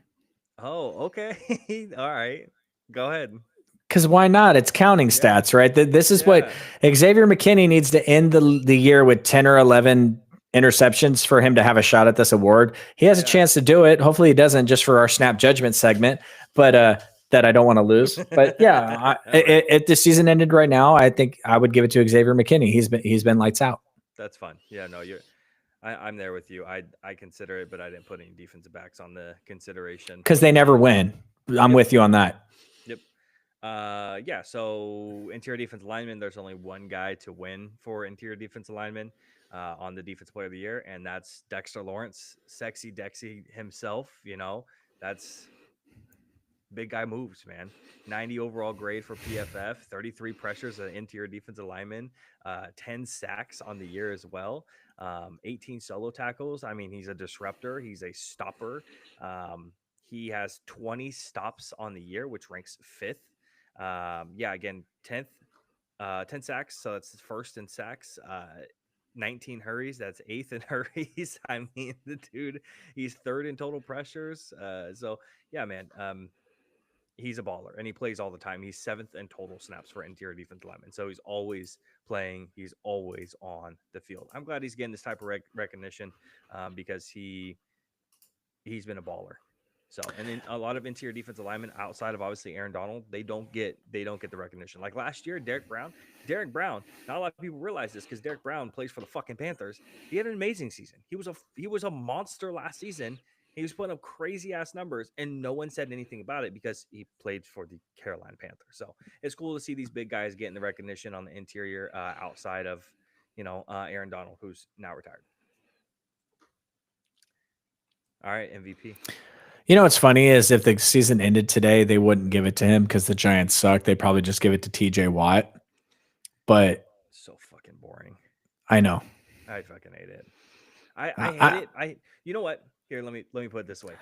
If we would think TJ Watt was the greatest player of all time, greatest defensive player of all time, if he played in the 80s or 90s, because TJ Watt plays in the era of advanced analytics, and we know when he's getting doubled because he's not getting doubled as much as Alex Highsmith, and we know how many pressures he's getting. We know what he does or does not do on a minute level. Because of that, he suffers because of it. If this man played 2-3 decades ago, there'd be no question. Everyone would be TJ Watt, TJ Watt, TJ Watt, TJ Watt. They put him up there for everything. Well, it's the same thing with, I will always champion my guy, a certain middle linebacker for us. If it was 10 years ago and Fred Warner was allowed to lay these dudes out across the middle, The problem is pass deflections aren't sexy for a middle linebacker, right? And filling the hole and stopping the run aren't sexy for the middle linebacker. But he's Doing your job. And he covers down the field and he peanut punches those fumbles out all the time and he picks the ball off and he's just a absolute menace on the entire field. And he just had a highlight reel of 10 or 12 plays this year where he just laid a dude out across the middle. He would get the traction, but you're exactly right. It's not 20 years ago. And so they probably just freaking hand it to TJ Watt, which is frustrating. So you don't get recognition for doing your job perfectly. You don't. Like, I was in the Instagram comments. Don't fucking do that because it's just cancerous. I was in the Instagram. I don't have Instagram anymore. Of this one post, and someone was like, I didn't even know Jalen Ramsey still played. Bro, he's having a good season. Like, he's like ranked in the top 15 of corners still. Like, he's having a good season. Like, I didn't even hear his name all year. Congratulations. That means he's doing a good thing.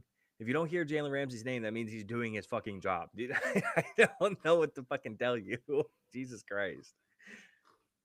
All right. Moving away from that, Drew, MVP. Do we have the same player? I don't think so. All right. Are you handing it to Josh Allen? Only for one simple reason, and we just gave Offensive Player of the Year to Derrick Henry. Yes.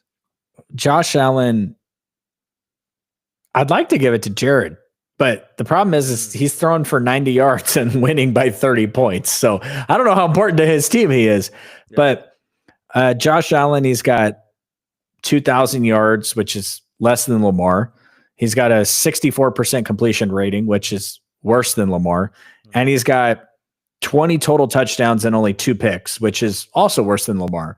So I have zero statistical input to give you onto why Josh Allen should win this award over Lamar, except for the fact that Lamar's team is way fucking better and Josh Allen just keeps doing the damn thing.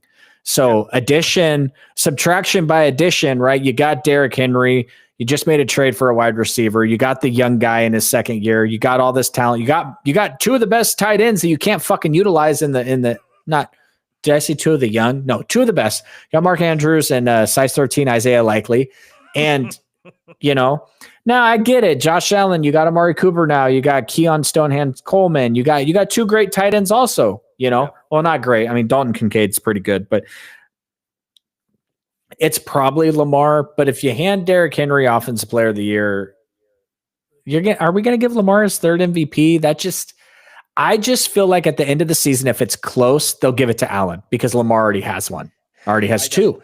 It would definitely be disappointing because this is by far and away his best season as a quarterback. As a passer.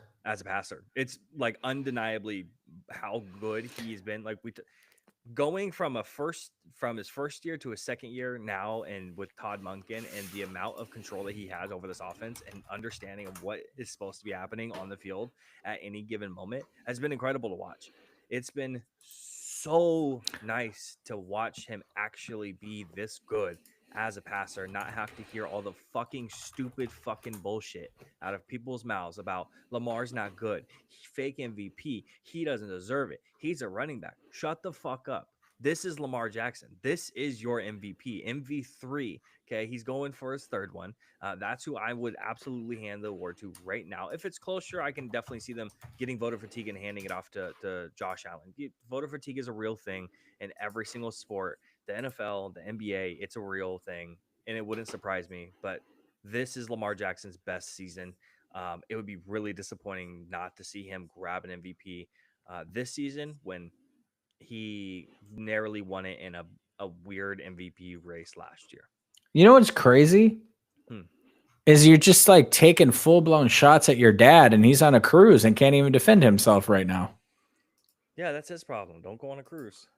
Hey, I got an interesting stat for you. Okay. If I had told you this stat before this season started, you would have thought that Lamar was having a terrible fucking year. Okay. Do you know that Lamar Jackson has the same amount of interceptions as rushing touchdowns? Yeah. If I told you through week 9 that Lamar had the same, you would probably assume that Lamar had 8 or 9 or 10 picks. Yep. No, definitely. Now, a lot of that's the Derrick Henry effect, right? What Derrick Henry has, what, 12? But what's going to happen in the playoffs, my dude, when everybody is lined up to stop this mammoth beast of a man and Lamar's just daintily running to the outside wide the hell open because you're so concerned about Derrick Henry? Yep. This is what we were talking about. This is what was supposed to work all season. This Derrick Henry, Lamar Jackson combo plan. It's the combo meal. This is what they were ordering. They got everything plus more. Like they delivered. That was fantastic.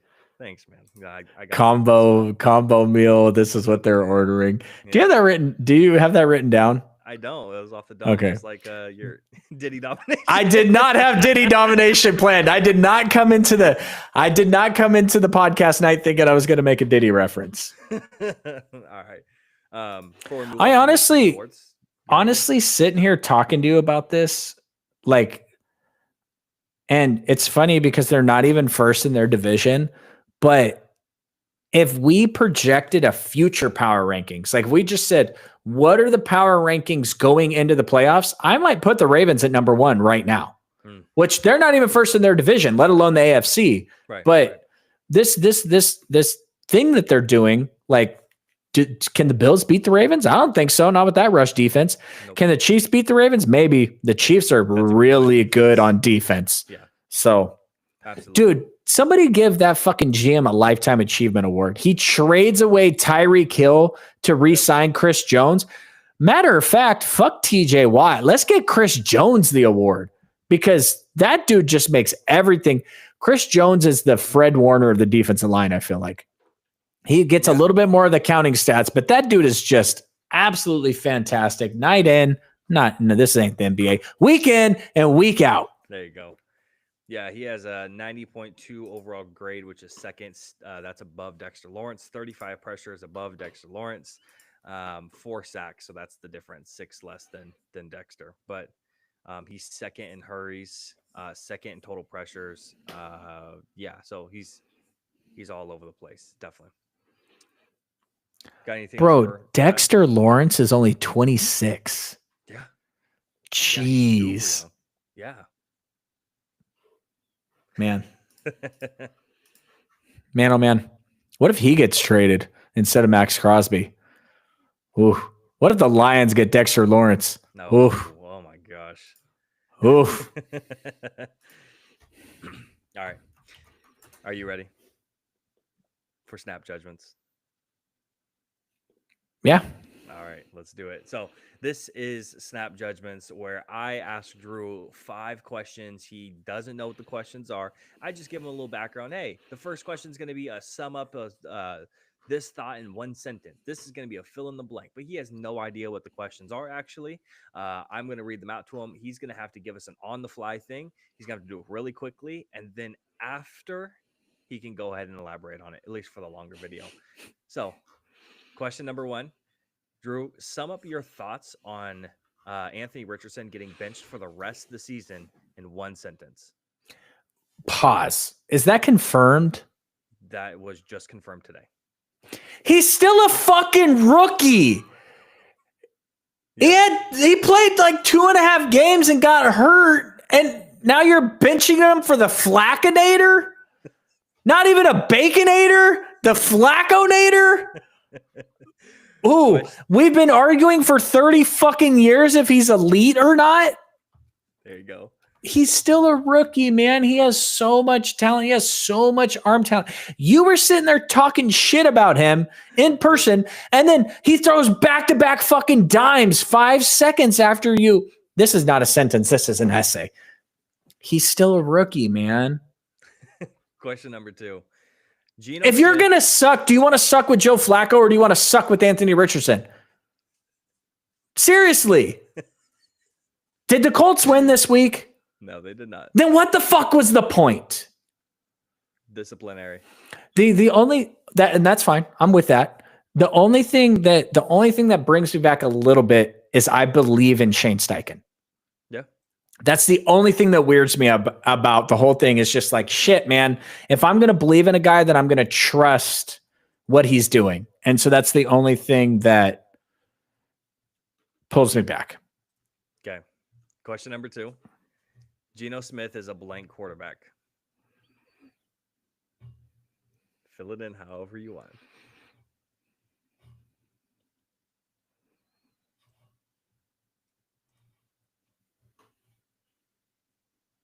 Starting NFL quarterback. Okay. All right. I just feel like saying he's serviceable is disrespectful to him. Yep. Because he's better than that. But you know who I thought was a really bad football player for a long time? Now, I shouldn't say really bad. He wasn't bad. But you know who I thought was the most overrated football player in the NFL for the longest time? Was it? Played for the Rams. Oh. Might be a future Hall of Famer. Will be a future Hall of Famer.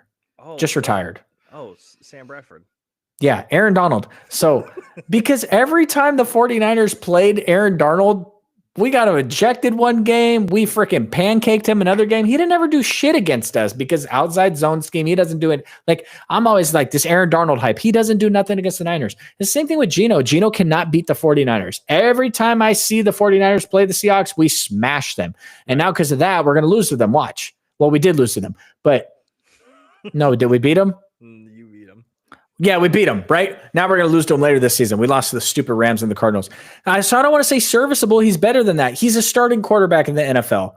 But you need the Texans level offensive weapons around him, which he has, right? He has a Kenneth Walker, Jackson Smith and Jigba. Horrible.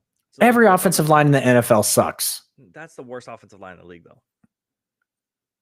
Sure, but they're all the worst offensive line in the NFL. I'm just saying, like, Geno's cool, like he's fine, but it's just he's not top 15. You know why Terrence Steele isn't the worst right tackle in the league? It's because Tyler Guyton is. Well, that's a left tackle. Because the Seattle Seahawks have the worst right tackle in the league. That's why. Okay, but let me ask you this. This is Geno. He's not top 10, right? Mm-hmm. I don't think he's top 15. Okay. But would every team from 32 to 16 take Geno over their current situation? Probably. Yeah. There used to be this realm of quarterback that we talked about. It was Jimmy Garoppolo, Kirk Cousins, Derek Carr, Dak Prescott. Mm-hmm. And we always said Dak is the MVP of the second tier of quarterbacks. Yep. That's my sentence. Fill in the blank. Geno Smith is the MVP of second tier quarterbacks. That was not a snap judgment by any stretch of the imagination. I'm okay with that. Right. This has to be better for TikTok, bro. I have to just get through all 5 of these and then rehash after so we can clip it. I got to stop these tangents. Question number 3. Did we overestimate the amount of help that Caleb Williams has before the season started? No, he has a ton of help. Their offensive coordinator and head coach that's criminal. Yeah. Will the Cardinals make the playoffs? I put the owner in the doghouse a couple weeks ago, remember? Yeah, I do. No, they won't. And then question number 5. What week will Drew Lock be starting for the Giants? 11. Okay. All right. You want to elaborate on those last couple? Yeah, I think the Rams are really good this year, and I think they are the better team out of the Rams Cardinals. And are we going to sit here and say the 49ers aren't making the playoffs this year with Christian McCaffrey coming back? That'd be great. I know, huh? You'd love that. I would. I'm just not there yet. Like, I think honestly, the Buccaneers showed some fight tonight. We play the Buccaneers on Sunday. I think we're going to come out and smash them, and that's going to put us back into the top 10 based off of what we just did. Played a team a week ago and we smashed them until the fourth quarter when they came back and fell short like they usually do. So yeah, I believe in the Rams more than the Cardinals. And obviously I believe in my team right now. And the Seahawks, it's a pretty competitive, mediocre division right now. Like each team can beat the other team and it's interesting. And I would just bet on the probability that the Cardinals are not going to be better than the Seahawks, Rams, and 49ers at the end of the season. Okay. All right. Let's go ahead and move into the very last thing that we always do. And that is going to be the upset of the week. We are in week 10 officially. Drew, you have 2 wins. I have 2 wins. That's our record right now. We'll see if we can pick another one up this week. You want me to start? Or you want to start?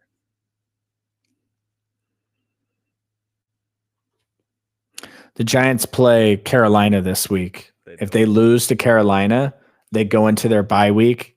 Drew Lock starts coming out of their bye week, and that would be the week after week 11. So Yep. I'm Nostradamus on that one. Yep. And I didn't even look at that. I didn't even know that was coming. Yeah, you know what's funny? They're going to beat the Cowboys the week after that. No, the Carolina Panthers are going to beat the New York Giants in the upset of the week.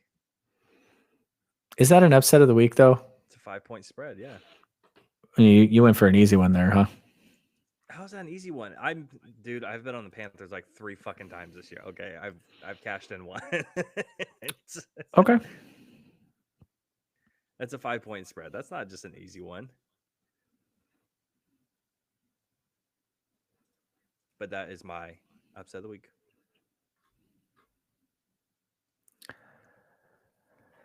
Find one you like. Mm-hmm. All right, let's hear it. For my upset of the week, we're only going to have to wait a couple days.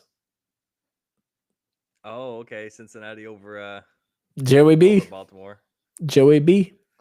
Yeah, I mean, with the division games are usually more prone to something like that, and especially It's Thursday.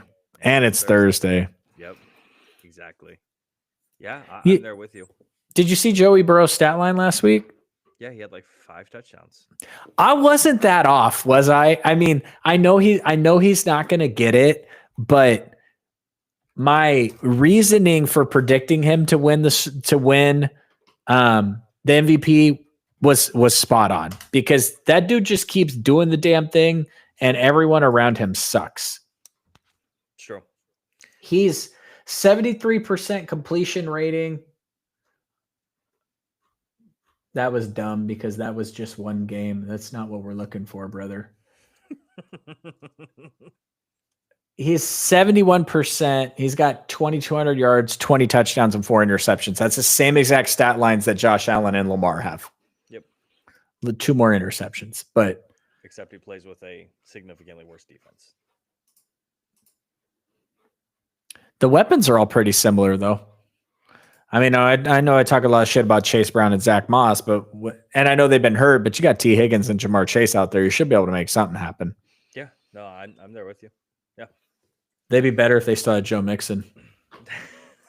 All right, Drew. That is going to be the ending of our segment. Before we sign off for the week and we move into looking forward at our Friday show, anything else to say to the people? Yeah, look at this. This is him yawning. Yeah. Yeah. Oh, I love it. That's my dude, but what the hell, bro? You're making me look bad out here. You know what? I have decided that going forward, I am no longer going to support Anthony Richardson. Okay. I'm only going to support Anthony. O'Connell. Yes. Aiden O'Connell. Yep, there we go. I actually was going to say Anthony Edwards, but that's fine. I don't know any Aiden that's worth it. Oh, I didn't do that on purpose. I'm sorry. I didn't even say that. That was not scheduled. I apologize. I've called too many members of your family too many bad things. So I take that back 100%. I didn't mean to do that. I don't want. You guys saw it. There's 2 of you in here. You guys saw it. I don't want Shelby mad at me. I didn't. I'm glad. I give props to my brain power for pulling that back after I realized about the connection there. All right, let's go and end it right there before Drew gets himself in trouble. And can you shut off the YouTube live this time? I did. I did it last time too. Shut the fuck up. All right. All right, if you made it to the end of the live stream or into the podcast, we do appreciate it. If you want to go ahead and show your support, again, you can find us at the 2020 podcast, and that's going to be TikTok, that's going to be YouTube, Spotify, Apple Podcasts, wherever you can stream your podcasts.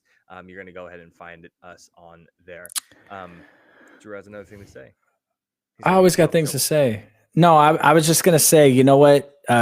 Tomorrow would be a great day for people out there to find us. If you're feeling a little apprehensive about the world tomorrow and what's going on and the big decision that's facing us here in the United States tomorrow, and you want a little bit of break from all the political bullshit that's shoved down our throats 24/7, come on to the 2020 podcast. We don't talk about politics. Sometimes we talk about Diddy. That's about it. So. Make sure to catch us every Monday or Tuesday night live for the NFL podcast, and then catch us Friday nights live for the NBA podcast. So if you want to check out content for either one of those things, again, YouTube, Spotify, Apple Podcasts, and TikTok, find us everywhere. Follow us everywhere. Take your friend's phone and follow us on there as well. We do appreciate it. Drew, let's light the beam. Let's not do that.